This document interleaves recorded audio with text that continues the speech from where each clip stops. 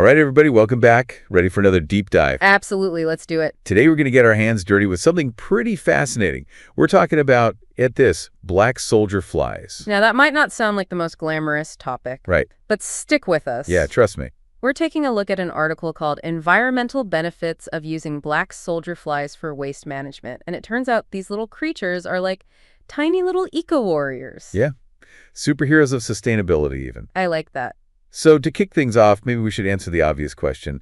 What exactly are black soldier flies, and why should we even care? So black soldier flies that are these little insects, and it's actually their larvae, the little squirmy guys we call maggots. Oh, yeah, the maggots, right. Yeah, they're the real stars of the show here. They have this incredible ability to break down organic waste. And when you say breakdown, you mean? I mean, they eat it, they devour it. And we're not just talking about your average kitchen scraps here. Right. These little guys can handle all sorts of stuff. Food waste, sure, but also agricultural byproducts, manure, you name it, things that would normally end up in a landfill, just gone.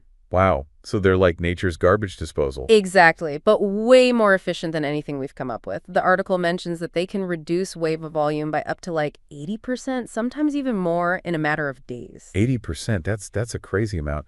So less waste obviously means less going to landfills. What's the big deal with landfills anyway? Well, landfills, they're a huge source of methane, a really potent greenhouse gas, way worse than carbon dioxide in terms of trapping heat. So by reducing the amount of waste that ends up in landfills, these flies are actually helping us fight climate change. Okay, so we're talking waste reduction, fighting climate change. That's already pretty impressive. But there's more to these black soldier flies, right? Oh, there's so much more. All right, lay on me. So remember how I said those larvae, they eat all that waste? Well, they don't just eat it, they turn it into something valuable themselves. Like they become valuable. Exactly. They're packed with protein and fat, high-quality protein, too. We're talking about a potential game changer for animal feed. Okay, so instead of feeding, say, chickens with traditional feed, we could use these fly larvae. Precisely. And think about the implications. Right now, a lot of animal feed relies on things like fish meal and soy. Fish meal, you're talking about overfishing. Soy, you're talking deforestation to clear land for cultivation. Right, huge environmental problems right there. Exactly. But with black soldier fly larvae, you can produce a sustainable, high-protein feed source without those negative impacts. So we're talking about reducing the pressure on our oceans, protecting forests, and creating a more sustainable food system overall. It's a win-win-win situation. I'm starting to see why you call them eco-warriors.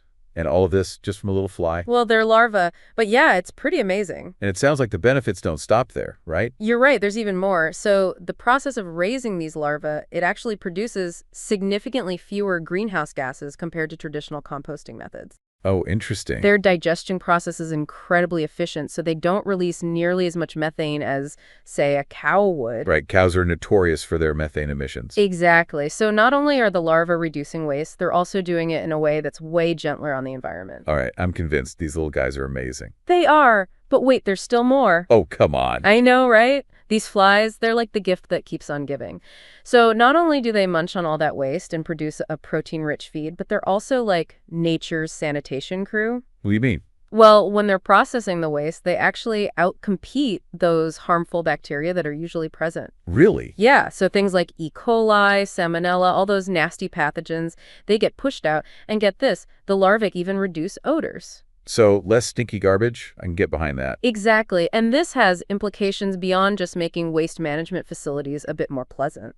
Imagine the potential for addressing sanitation challenges in developing countries where waste management infrastructure is often limited. That's a really good point. Right, it could have a real impact on public health. Okay, so we've talked about waste reduction, sustainable feed, a cleaner, less smelly process, potential for helping with global sanitation challenges. Is there anything these amazing little creatures don't do? Well, there is one more thing we need to talk about. What happens to all that waste after the larvae have done their thing? Good question. Is it just gone? Not quite. It turns into something called frass. Basically, it's the leftover waste product from the larvae's digestion. Ah, so it's like bug poop. Essentially, yes. But don't let that turn you off. Frass is actually incredibly valuable stuff. It's like nature's slow-release fertilizer. Seriously. Absolutely. It's packed with nutrients, it improves soil structure, and it helps beneficial microbes in the soil thrive. This means we can reduce our reliance on synthetic fertilizers, which are often, not so great for the environment. So we come full circle. We start with waste. The larvae eat it. They turn into feed, and what's left becomes fertilizer. It's like this perfect closed-loop system. That's exactly what makes it so exciting. It's a fantastic example of a circular economy.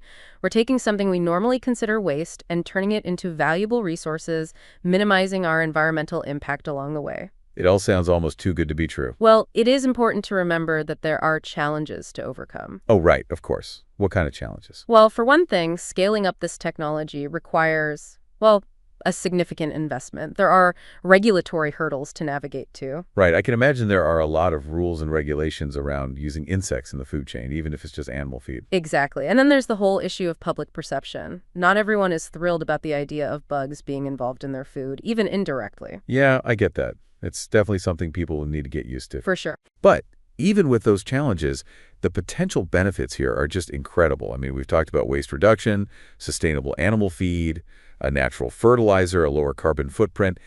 It's a pretty compelling case for these black soldier flies. It's a real testament to the power of biomimicry, looking to nature for solutions to our most pressing problems. Absolutely. It's inspiring, really. It is. So for anyone listening who wants to dig deeper into this, the article mentions the Insects Farm Hub.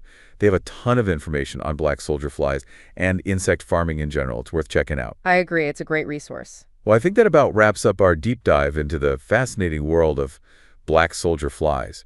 And, it leaves me wondering, what other solutions are out there just waiting for us to discover them? What if our waste wasn't just waste, but a resource waiting to be unlocked? That's a great question to ponder. Thanks for joining us. Thanks for listening, everyone. Until next time.